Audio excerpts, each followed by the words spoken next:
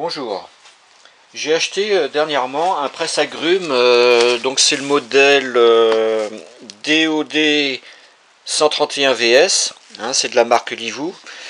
Et après deux utilisations, celui-ci il fonctionne plus, hein, donc je vais vous faire voir. Donc je le branche, voilà, et puis qu'on appuie dessus, on voit que rien ne fonctionne. Alors un de mes amis avait acheté exactement le même, que j'ai ici d'ailleurs, hein. Et comme le mien, le sien ne fonctionne plus également, hein, donc de la même façon, hein, quand j'appuie dessus le moteur ne tourne pas. Donc je vais donc les démonter pour savoir si cela est un pur hasard, hein, ou voir si cette panne est similaire et donc potentiellement générique, hein, sur ce produit.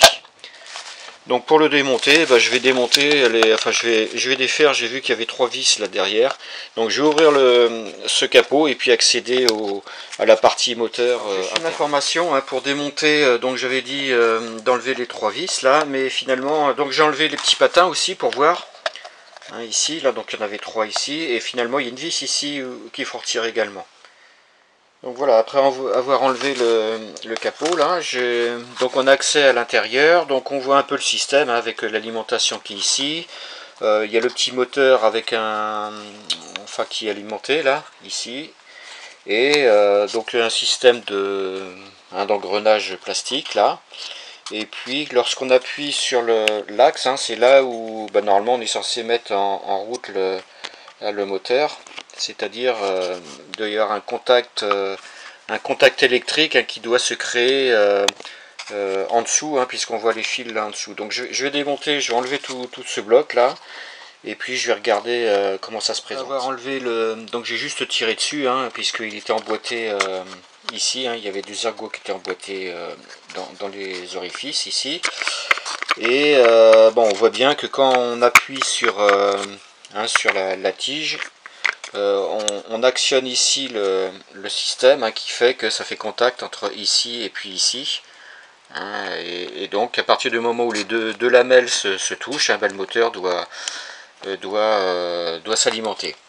Donc ce que je vais faire direct, hein, je vais chanter directement les deux contacts ici, hein, avec un fil, et puis je vais voir si le moteur je vais chanter les deux lames là, et puis je vais mettre sous tension et on va voir si le moteur il tourne.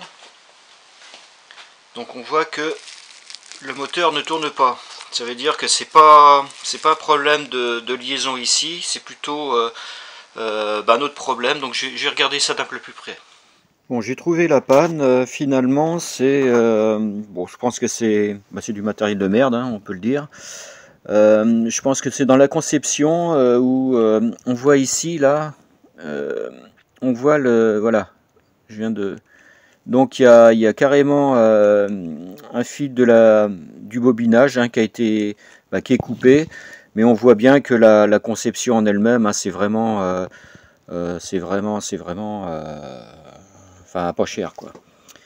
Donc je vais démonter l'autre et voir si c'est le même phénomène, hein, c'est-à-dire que s'ils ont été aussi négligents dans la fabrication de ce produit. Bon, je viens de démonter le deuxième, et on voit, hein, c'est le même phénomène, c'est-à-dire qu'ici on voit déjà le bobinage là qui est ressorti, donc je soupçonne qu'il soit coupé à l'intérieur.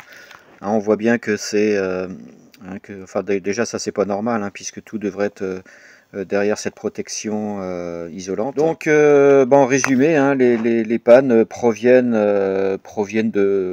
d'une mauvaise fabrication, hein, donc ces produits, c'est vraiment des produits bas de gamme, et même sur les achètes pas chers, n'espérez pas qu'ils durent longtemps. Je vais quand même essayer d'en réparer au moins un pour voir ce que je peux faire, hein. Je peux essayer de gratter, enfin déjà regarder où est vraiment la coupure, gratter un petit peu le vernis là, hein, l'émail sur l'enroulement, et puis éventuellement essayer de redonner un petit coup de soudure, hein, mais bon, c'est tout ce que je vais pouvoir essayer de faire. Bon, j'ai réussi à en réparer un en démontant ici là, les vis qui se trouvent ici, en enlevant tout l'ensemble, et puis en déroulant un petit peu le papier isolant.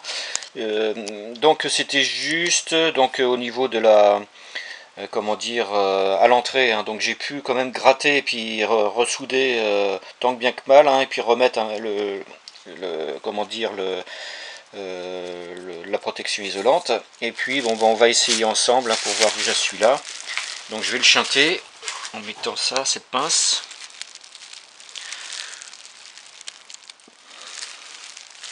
Voilà, la pince est mise et je vais le raccorder maintenant.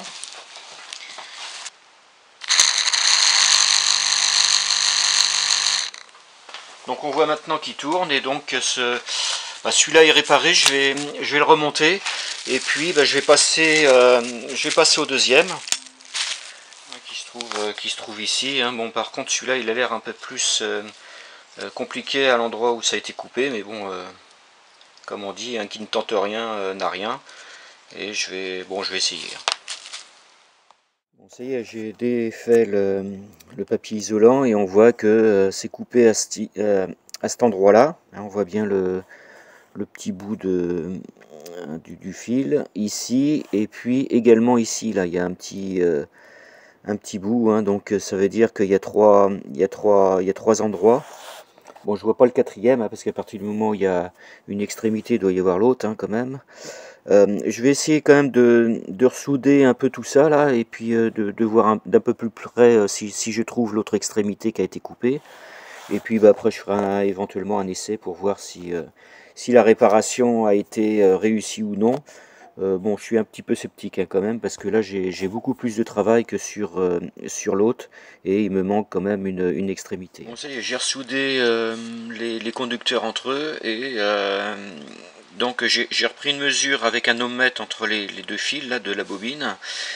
Et maintenant j'ai une résistance. Donc ce que je vais faire, je vais faire un essai. Hein. Donc j'ai chanté ici là, les deux lamelles hein, de contact. Et puis je mets sous tension. Puis je vais voir si le moteur il tourne.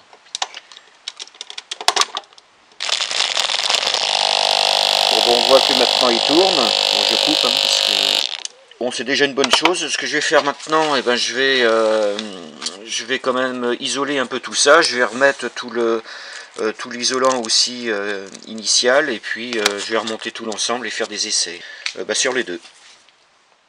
Bon, ça y est, j'ai remonté donc les deux appareils, j'ai remis sous tension et donc je vais faire donc un essai. Hein, ça marche, voilà. Donc on voit que celui-là il marche égal. Voilà, bon écoutez, maintenant ces deux appareils marchent. Donc ce que je peux dire en conclusion, hein, c'est que ce matériel, c'est vraiment du matériel de bas de gamme. Que sur les deux que j'ai démontés, hein, les pannes étaient similaires, à savoir une rupture des fils au niveau des enroulements des bobines hein, du transformateur. Ces deux presse-agrumes sont donc maintenant réparés, mais sans aucune certitude hein, sur leur temps de fonctionnement avant qu'une nouvelle panne arrive à nouveau. Voilà pour cette vidéo et puis écoutez, je vous souhaite à toutes et à tous une bonne journée. Au revoir.